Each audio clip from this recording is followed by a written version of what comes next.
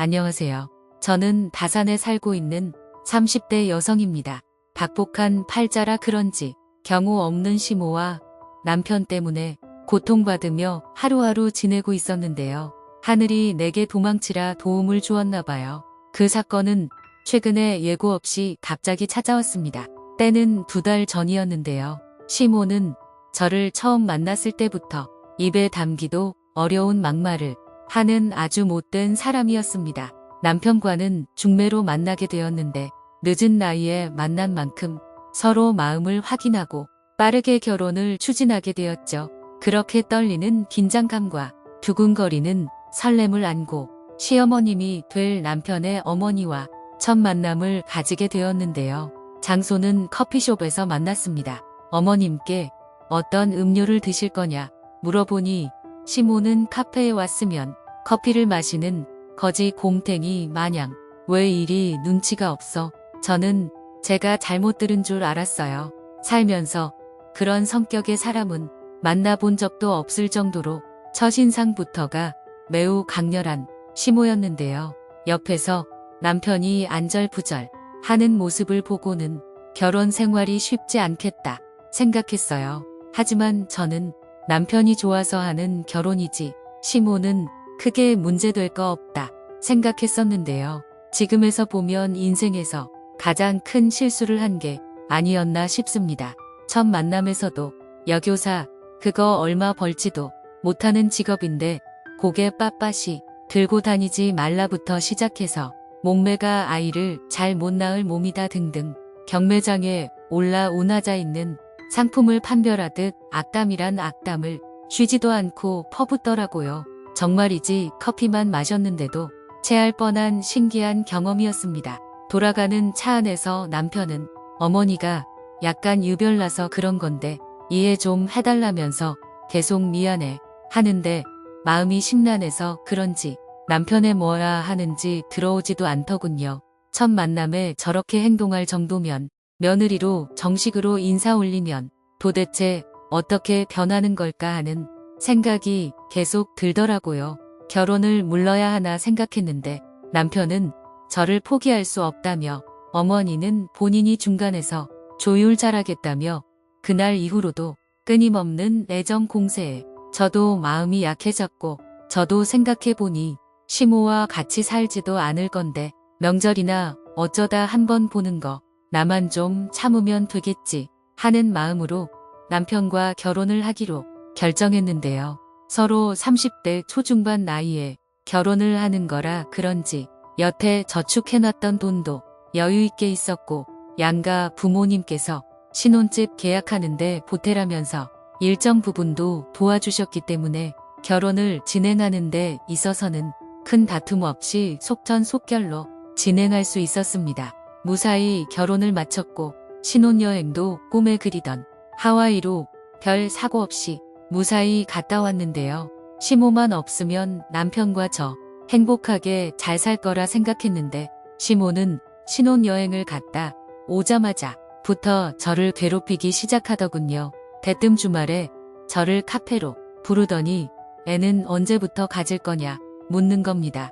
언제나처럼 브레이크도 없이 무례한 말들을 눈 하나 깜짝 안 하고 내뱉는 시모를 보고는 너무 기가 차서 말도 안 나오더라고요. 그래도 시모니까 화나는 마음을 진정시키고 얘를 갖춰 웃으면서 저희도 나이도 있는 만큼 열심히 노력할 거라 말했는데 갑자기 저보고 애야 너는 그렇게 한가할 소리 할 때가 아니라는 겁니다.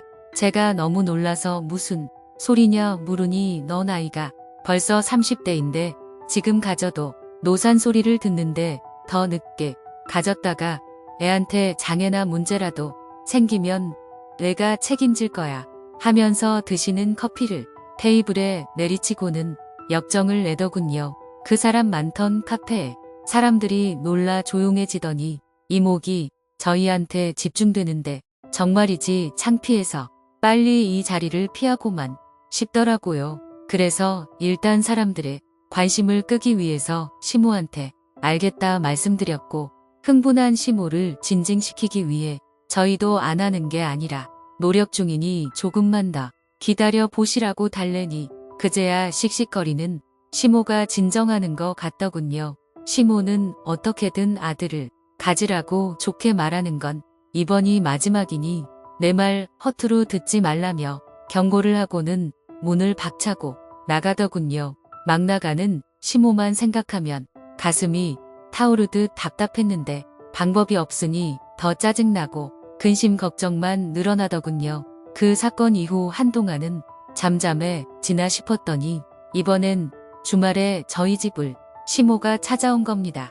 대뜸 저에게 손가락질하며 처녀 때 몸뚱어리를 어떻게 굴렸길래 아이 소식이 아직도 없냐고 역정을 내더군요. 제가 말씀이 지나치신 거 아니냐고 어떻게 그런 말을 하시냐 하니깐 너 행실에 문제가 아님 사돈이 널 건강하게 낳지 못해서 그런 거니 어떻게 결혼한 지 몇 달이 지났는데 아직도 소식이 없냐라며 또 난리를 치는 겁니다.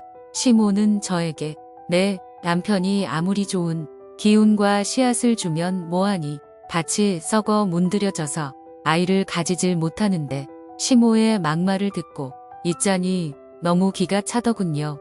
저를 뭐라고 하는 건 괜찮은데 제 부모는 입에 올리지 말아달라고 도대체 이게 무슨 경우냐. 남편 보고 어떻게 좀 해봐라 눈치를 줘도 남편은 옆에서 묵묵부답으로 가만히 서 있기만 하더군요. 시모는 제 분을 못 이겨 저에게 올해가 마지막이라며 올해가 지날 경우에는 이혼 도장 찍고 짐 싸서 나갈 준비하라며 본인 할 말 다 하고 집으로 휙 가버렸는데요. 한바탕 소동을 지나간 후 망나니 같은 시모와 도움 안 되는 남편 모두 꼴 보기 싫었습니다. 진짜 이혼을 해야 내가 편해지려나 곰곰이 생각을 하던 그때였습니다. 생각을 해보니 참 이상했습니다. 저는 직업이 교사라 복지 혜택으로 매년 빠지는 항목 없이 건강검진을 받아왔었는데요. 특히 산부인과 항목은 20대 초반 건강 나이로 매우 건강하다고 원장님께서 칭찬을 해줄 정도로 상태가 좋았는데 애가 안 생긴다는 게 말이 안 되는 겁니다. 애가 안 생기는 게 내 문제가 아니라 남편 문제라면 시작부터 잘못된 거 아닌가 생각이 들게 되었고 남편에게 같이 난임이나 불임 검사를 받으러 가보자 했는데 남편은 내 팔을 뿌리치면서 한사코 거절을 하는 겁니다. 내 몸이 이상해서 애가 안 생기는 걸 왜 나한테까지 피해를 주냐며 검진은 저한테 받으라는 겁니다. 남편의 이상 행동에 저는 의심이 가기 시작했고 심증으로 시작한 의심은 물증이 없어서 어떻게 할까 고민하던 찰나에 방법이 생겼는데요. 아는 의사 언니가 남편과 관계를 가지고 사정한 후에 남편의 액체만 몰래 가져오라고 하더군요. 무정자증은 현미경만 있으면 바로 확인할 수 있다면서요. 그래서 바로 저는 실행에 옮겼고 결과는 충격적이었습니다. 정관 수술이라도 받은 양 완벽한 불임이었던 겁니다. 의사 언니도 이렇게 깨끗하게 아예 없을 수는 없다며 뭔가 이상하다 정확한 검사를 위해 같이 와보라고 해서 일단 저는 알겠다 하고 병원을 나왔는데요. 저녁에 남편이 잠든 뒤 남편의 핸드폰을 몰래 확인해 봤는데 남편의 메모장에 정관수술을 받았다는 날짜가 적혀 있는 겁니다. 머리를 망치로 맞은 듯 너무 충격적이었고 이유는 저와 결혼하기 전부터 만나던 여자가 있었는데 여자가 직업과 조건이 나쁜 관계로 시모가 끔찍이도 반대를 해서 결혼은 못하고 연애만 계속해왔던 겁니다. 그러던 중 눈속임으로 저와 중매 후에 결혼까지 한 거였는데요. 상간녀와 나눈 카톡을 보니 혹여나 저와 아기가 생길까봐 결혼 전 몰래 정관 수술까지 받은 거였습니다. 정말 너무나 충격적이었습니다. 남편은 처음부터 저에게 모든 걸 속이고 만난 겁니다. 워낙에 충격적이라 현기증이 나 제대로 서 있지도 못하겠더군요. 제정신을 부여잡기 어려운 상황에서도 이대로 가만히 있을 수는 없었습니다. 남편의 불륜 행위가 담긴 핸드폰을 제 폰으로 복사하였고 이대로 그냥 넘어갈 수는 없었습니다. 매일 나를 업신여기고 막말을 일삼던 시모와 쳐 죽여도 시원찮을 남편 놈에 대한 복수를 해야만 했어요. 일단 대형 로펌에 있는 변호사를 수임해 이혼 소송을 준비 시작했습니다. 거액의 위자료와 남편 놈이 가진 재산을 다 뺏어올 심정으로 철저하게 준비했는데요. 소송 준비를 마치고 저는 이 모든 내용을 정리해서 남편 회사 게시판에 투고했습니다. 남편이 다니는 회사는 평소 행실에 대한 문제가 생길 경우 계속 다니기 어려운 회사다 보니 남편에 대한 행각을 사람들이 알게 되고는 시끌벅적 난리가 나더군요. 그렇게 한바탕 난리를 치른 남편은 저를 찾아와 적반하장으로 저에게 화를 내더군요. 내가 이래도 무사할 것 같냐며 사람이 상식대로 행동해야지 어떻게 그런 짓을 하는 거냐고 하더군요. 저는 남편에게 차분하게 많이 꼽다는 식으로 쳐다보고는 아직 놀라긴 일러 이혼 소장도 곧 갈 거야. 거액의 위자료와 재산은 나한테 오게 될 거야. 억울하면 맞소송하던가. 근데 그 가난한 집구석에서 내 도움 없이 제대로 된 변호사를 구할 수 있을까 모르겠네. 어디 한번 미친 시모랑 머리 잘 굴려봐. 제가 예상외로 세게 나오니 남편은 안 되겠다 싶었는지 갑자기 사람들 앞에서 바짝 엎드려 미안하다. 제발 한 번만 봐달라 하는 겁니다. 이번에 회사까지 잘리면 본인은 인생 끝난다고 애걸복걸 구걸하는데 그 모습이 어찌나 볼품없던지 뒤늦게 온 시모가 아들이 저에게 구걸하는 모습을 보고 도대체 뭐하는 짓이냐고 또 죽일 듯이 화를 내며 저를 노려보는 겁니다. 저는 근데 이제 무서울 게 없었어요. 이제 남남이라 생각하니 시모도 더 이상 무섭지 않더군요. 제가 시모에 이제는 다 끝났다고 남편이 저 몰래 불륜 중이었고 정관수술도 받은 모양이라 애가 안 생긴 거라 알렸고 제 몸이 이상한 게 아니라 어머님의 나쁜 밭에서 태어난 못난 아들이 문제였던 거라고 제가 어머니 전세 사는 게 딱해서 집 구하시라고 3억 무이자로 빌려준 거 기억나시죠? 법정이자까지 쳐서 다음 달 내로 갚아주셔야 할 거라 말하니깐 시모와 아들이 세상 망한 얼굴과 똥 씹은 표정으로 어쩔 줄 몰라 하는데 참으로 웃기더군요.